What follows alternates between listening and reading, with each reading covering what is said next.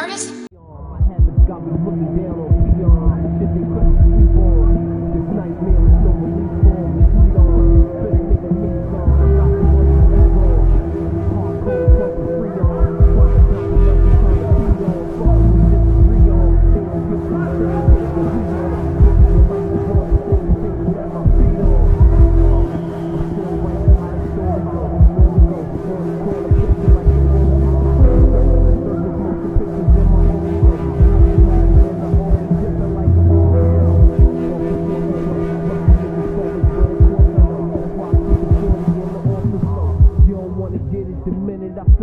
Below, 10 toes down, what you going lower, Geronimo? I made my round, you niggas back.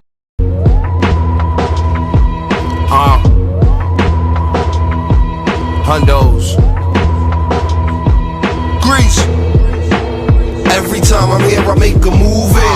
Half a bird if you're trying to make it two man. All hundos when I'm stacking on it usually.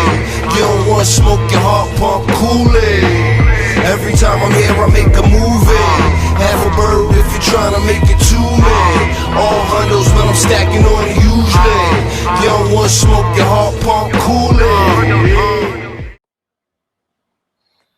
All right, welcome. Hip Hop High Society presents our interview series. I'm sitting down with the one and only 100GrandRoyce. I'm pleased and thankful that you're sitting down with us today on this interview, brother.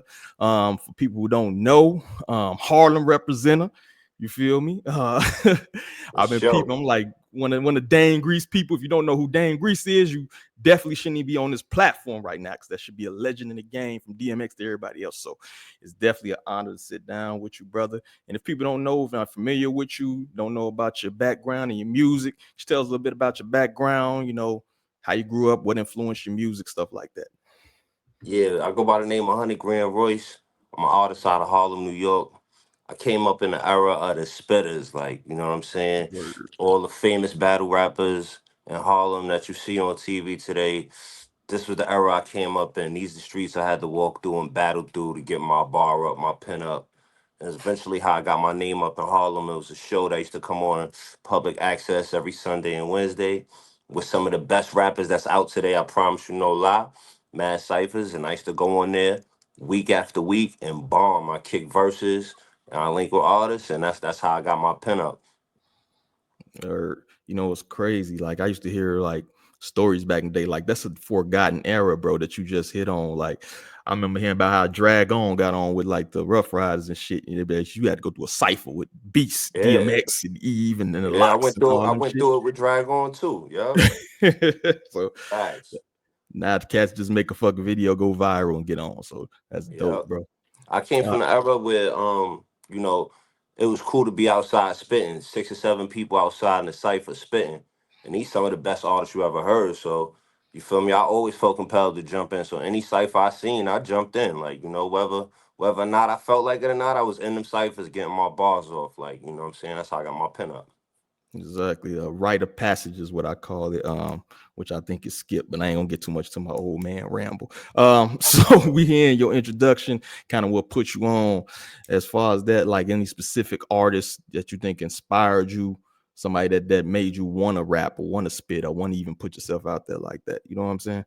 I definitely say it's big, some of the big cadences, his flows, the locks. You know, I felt like the locks was talking everything that I was seeing in my neighborhoods growing up. Like, so I felt like they made me feel like I could put my pen to paper like that. Nas storytelling abilities, like it just that's kind of the artist that formed me to what I am today. Yeah, definitely, bro. That's a good list to have to be like, bro. So at least to aspire you to get into the game. Yeah, I was heavy on a mixtape, so you know that's what I used to go through. You know what I'm saying? That's what I pick my bar at. You know, the mixtapes.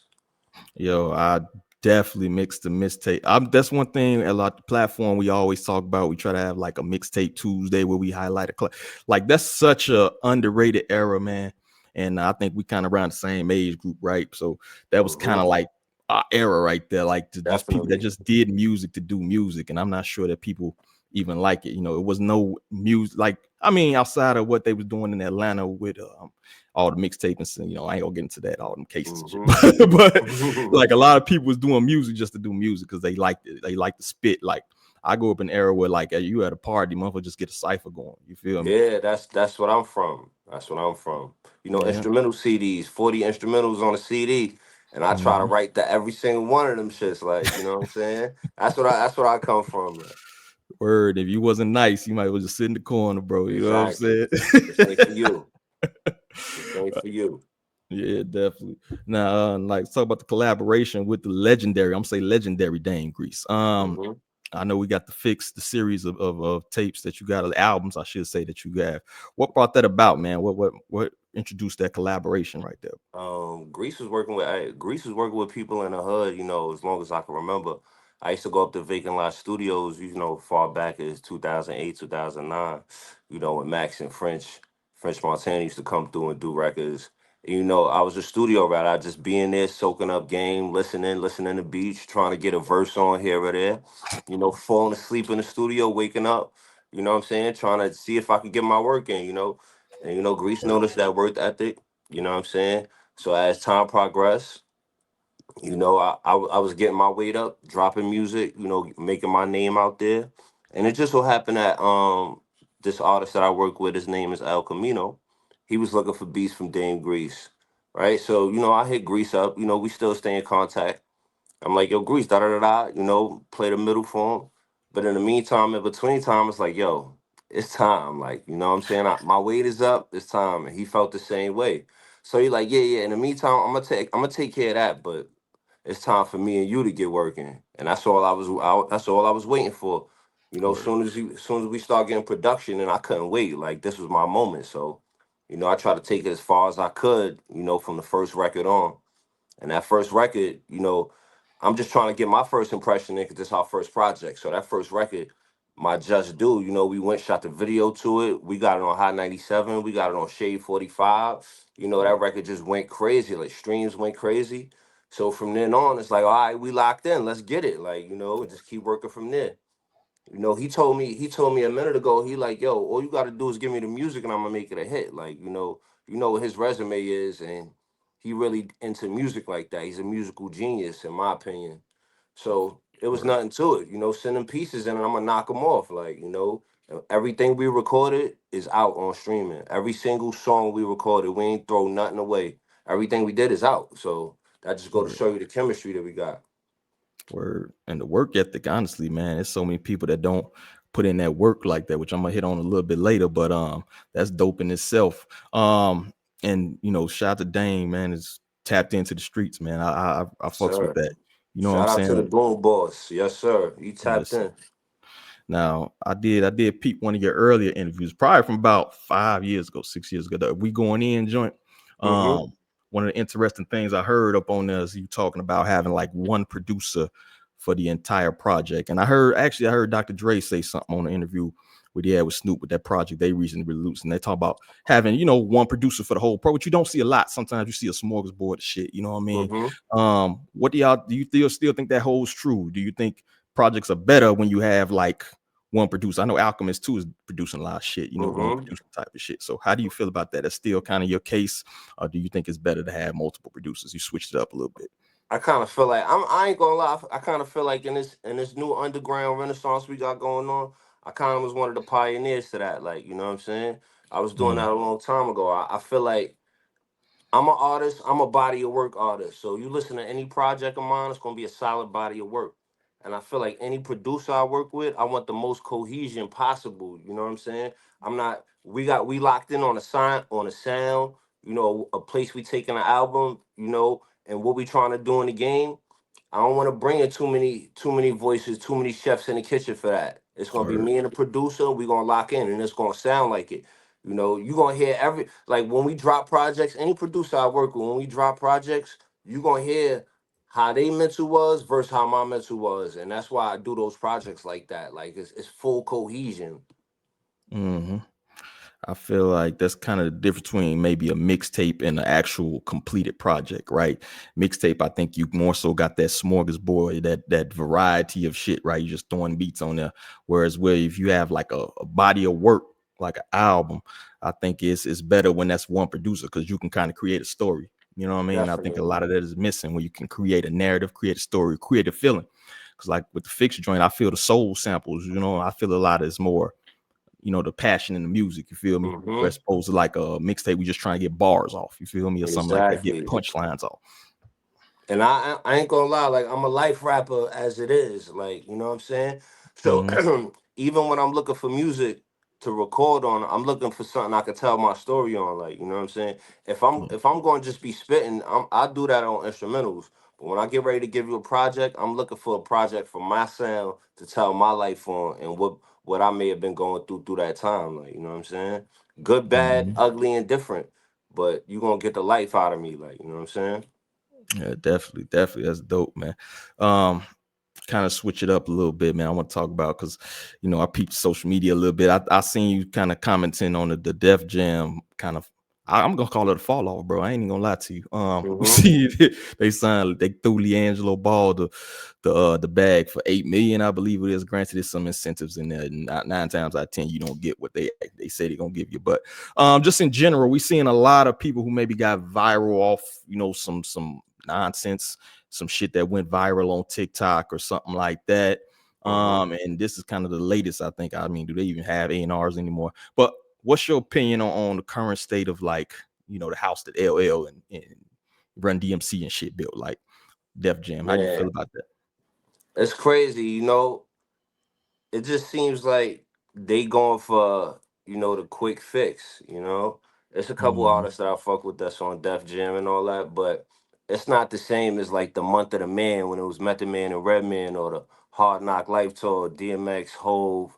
You know what I'm saying? All of them together, like it's not like that, and that feeling is not there. Like I don't know. Maybe they ain't had leech on to the right artist yet or what, but the virality, it don't last too long. It's gonna be here today and going tomorrow. Like you feel me? Nobody Right. even know the second verse of that Jello song. Like you know what I'm saying? Word, You feel word. me? I That's could that's say. really that's how I feel it is in a nutshell. Like you feel me? Like if you could, I ain't gonna lie, it's a business. You throw the bag to get the bag, but they don't know the second verse of the song, so I don't know if that investment is the best well made to make.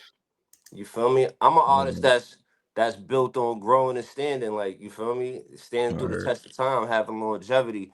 So that's what I would look for in a label. Like that's what I would expect a label to look for, an artist that you could build with. I mean, you put LL on, like, and he's the bearer of longevity. Like you know what I'm saying. So I Facts. don't know how you get away from that.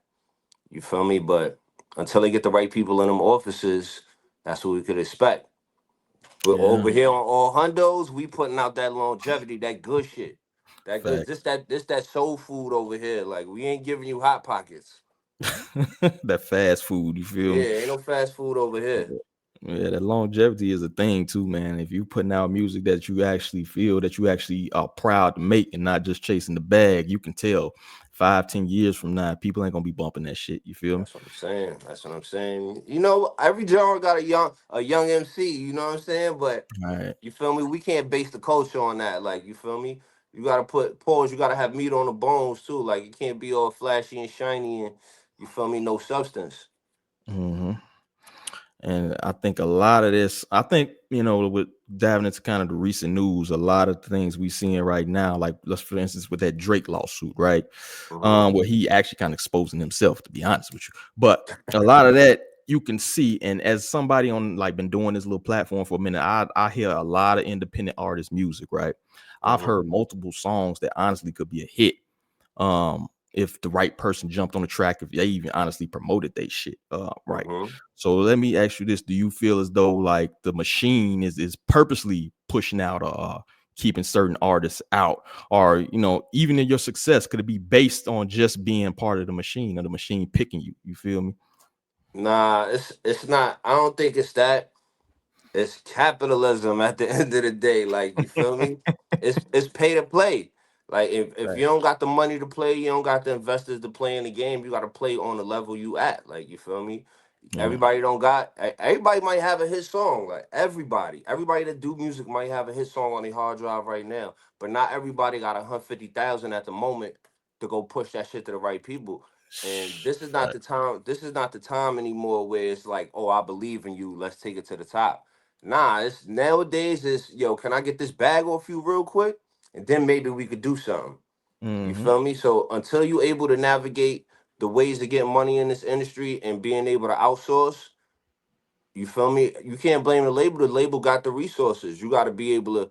You got to be able to be. You got to be able to move nifty enough and able to get to where you need to be or work that hard. Like you know what I'm saying? Yeah. I think that's a part of having a team. What you said, because it might be certain things. You might just be a creative person, and you just might be a creative. That's your thing. But if if you can't market yourself properly, then you got to get a team. You got to get people that helps. If you're really serious, I think about that. If you're trying to make that a full-time business or whatever, you know what I'm saying. Um, and I think the trench work, I think that's a Definitely. unheralded part of it. You got to put that trench work in. I think that's kind of funny. You got a song on the tape out of the trenches. Um, so I want to hear your thoughts on people not sticking to the music or whatever because their shit don't automatically pop off. I don't think people realize that this is a long game. Pause. You know what I'm saying? Like you got to have a team and you got to have that grind. You know what I'm saying? So, um, what do you think about like people who automatically quit the game or don't? You know what I'm saying? Like that flash in the pan thing. Like, what's your thoughts on longevity as it applies to putting in that work? You feel me? I feel like if you quit the game, you should. More power to you and thank you. Get out the way for people like me.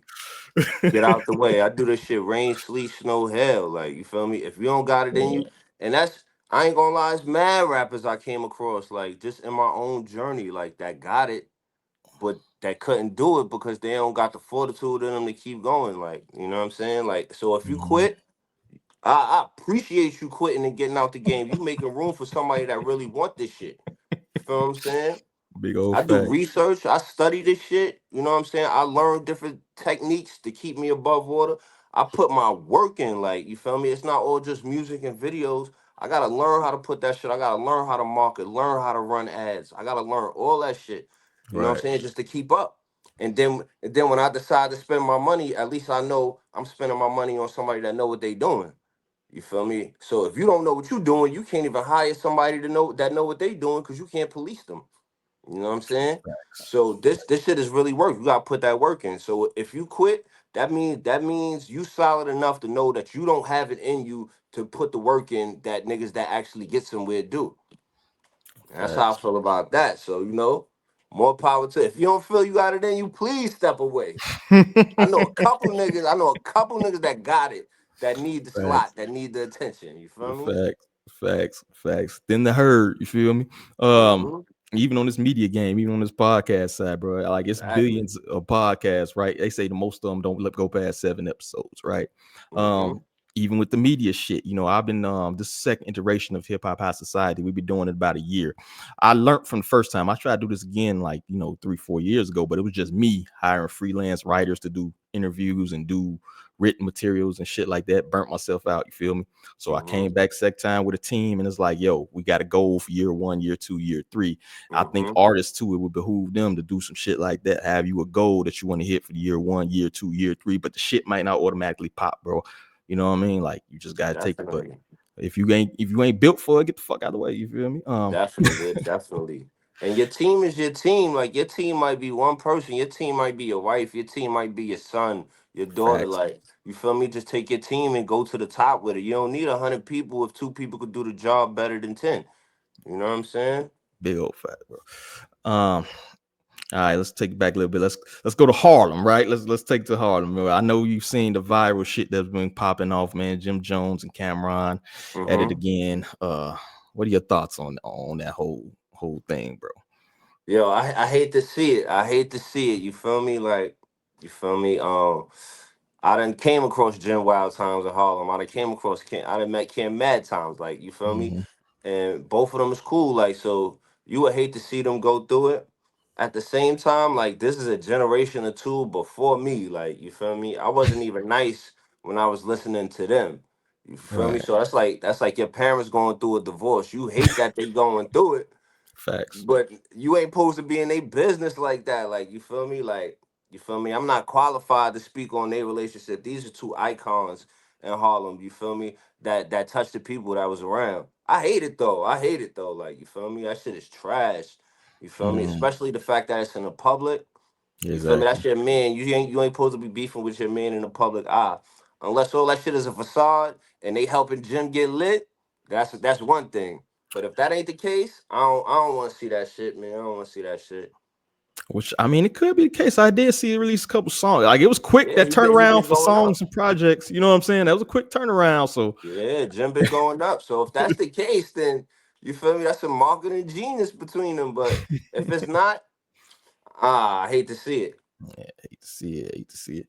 I particularly didn't like the gym from not being from Harlem. Now, granted, I'm outside. I'm from originally from Chicago, so you know I'm an outsider Mhm. looking in. But I didn't like the like not from Harlem talk because you know as a person from my city, you know Chicago, I've heard a lot about like for instance Lucas. Lucas was born in Illinois, born in Mhm. Chicago, grew up there, but nobody associate him with Chicago. He grew, you know what I mean? You stepped off the stoop in Atlanta. That's where you from, Yeah. right? At the same time, too, not to cut you off, the Harlem and the Bronx is so close. Like, you could literally walk from one side to another. Mm, Like, you feel me? You could, if you're not from there, you'll be walking from Harlem. You'll be in the Bronx, and you don't feel like you walked long enough to be in the Bronx. Like, that's how close that shit is. So, you feel me? It's yeah. I ain't tripping off that shit. That shit is too close. Now, if he would have been like, "Yo, you from Brooklyn?" All right, that's different. That's an hour and a half train ride, $30 cab. No, the Bronx is fucking footsteps away. So you feel me? I ain't tripping off that shit. Yeah, definitely. I didn't like that part of it, but there is a stigma. I will say this, brother, because I heard another somebody else talk about this about the stigma about Harlem, right? It's always going back to the Rich Porter shit. It's always like the stigma that Harlem dudes kind of turn on each other. You know what I'm saying? Like, is Hmm. there any truth to that? You feel me? Is there Yeah, any truth to the absolutely. Harlem is competition? one of the most grimiest boroughs of all time. Like, don't get it fucked up. Grimy shit been happening. Shit, I went through grimy shit in Harlem. Like, Harlem is a grimy borough. Yeah, we get fly with your money, but it's also super competitive and super grimy. You got to keep your head on a swivel too. It's not a game. Yeah, definitely, definitely. Like I said, Chicago, man, same thing, bro. You might be good on one side of the city, you're not good on another side. Anybody that says they run Chicago lying out their ass, right? I feel I you. think it's the same way. You know what I'm saying? Like this, at the end of the day, people, the wolves gonna eat, bro. Um, Facts. Now, kind of going back to your projects, man, the Fix Two. I think that was the latest one you got out, right? Or did Yes, you have sir. Yes, anything after sir. that? How your creative process? I want to know how your creative process works. We kind of spoke on kind of the soulful feeling I get at least from the project. Mm-hmm. How did you go about? How did your pen game work when it's coming to writing a certain beats and stuff like that? And basically, what was your motivation behind that project? Well, my motivation behind that project was, well, me and Grease, it was like, me and Grease gave him a little sample, a little teaser with the Fix One, right? So the Fix Mhm. Two, I set out to give them the project that I wanted to do with Grease, like, you know what I'm saying? And it really started with a couple beats that, like, I wanted to talk my life on, like some soul project. It was one like, Mm, it was Dust. Um, I think it was One of a Kind. It was a couple joints that he sent me, and I just locked in immediately. I was trying to get him back to him that day, and I was locking in immediately. You know, and once mhm, we got into a run, we slowed it down, and then it was like, "Yo, we're gonna get a little more musical on this." So we start breaking down the beats, and rewriting, going back to the studio. He touching up stuff. You know what I'm saying? And I'm just writing. He wanted to have a whole different.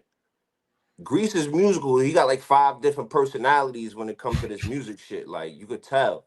So he was giving me all of the personalities. Like, yeah, see if you could rap on this bounce. Like, I got this bounce, this some wave shit.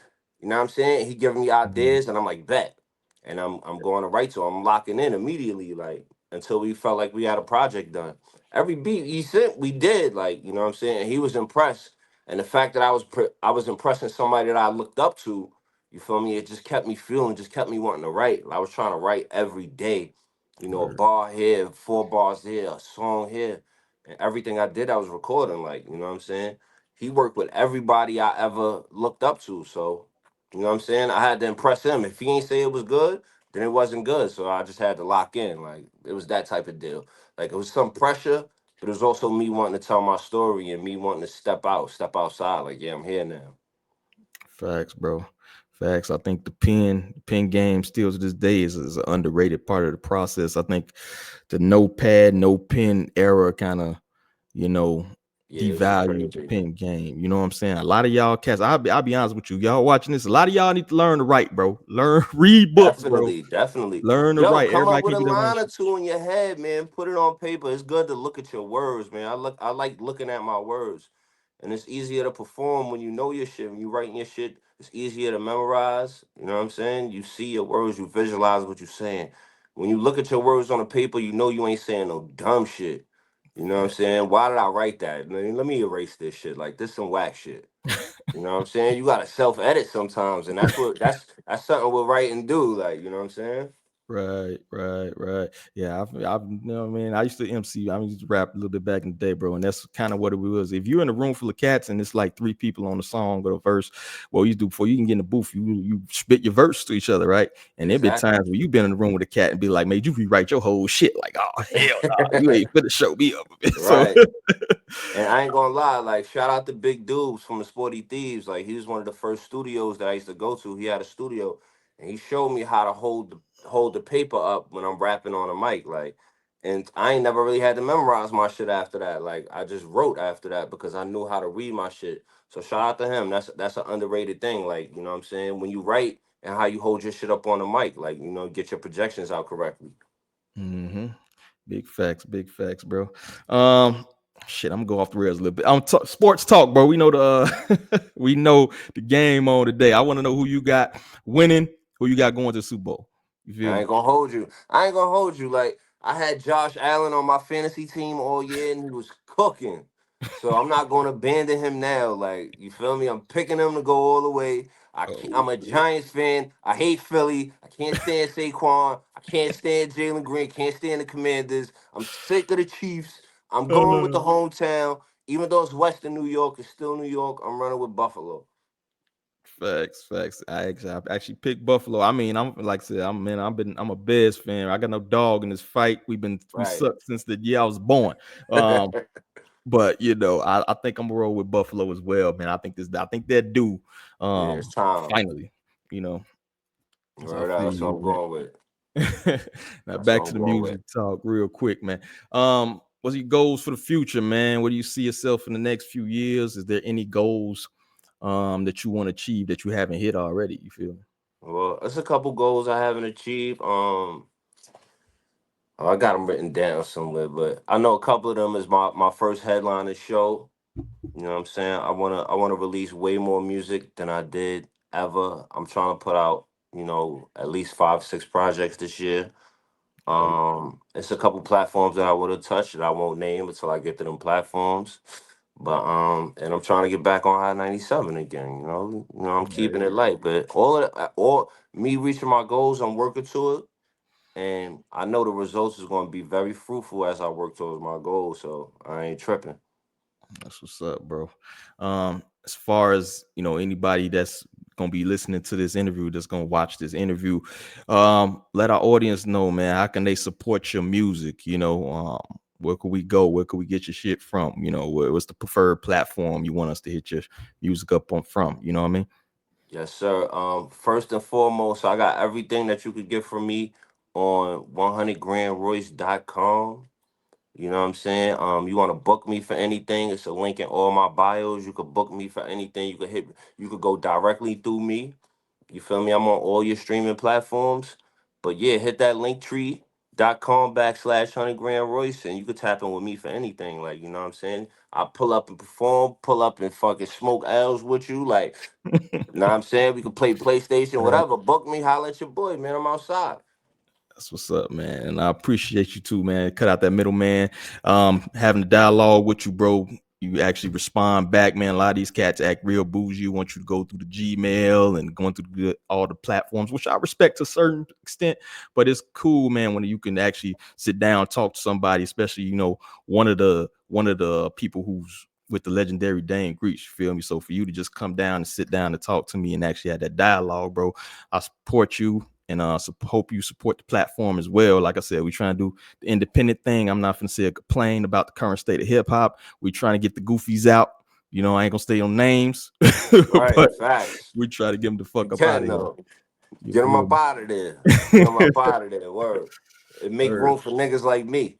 Exactly, bro. So dope. I Appreciate you sitting down with me, man. I'll let you get to your appreciate you game, having me. brother. But Word up, word up. I'll get you peace. to it. All right, bro. You have a All good right, one. bro. Peace. Peace. Just finished a long ride, been contemplating on how to kill shit. Hustle for the thrills, it's enough that I deal with. Protection in the field, funny thing is I'm still lit. Break bread with the same ones I finish your meal with. They like, coach, put a man in the post. Yeah, the handle is lit, but that ain't shit with the hand on the toast. How the fuck you niggas handling smoke with bad asthma? Pump come from me, he going to meet grandma. I'm never the problem you wanna solve. Just let a nigga live, don't let your man get involved. Cause this ain't what to do for your job, this like OT. We could get it personal, how you drip with a slow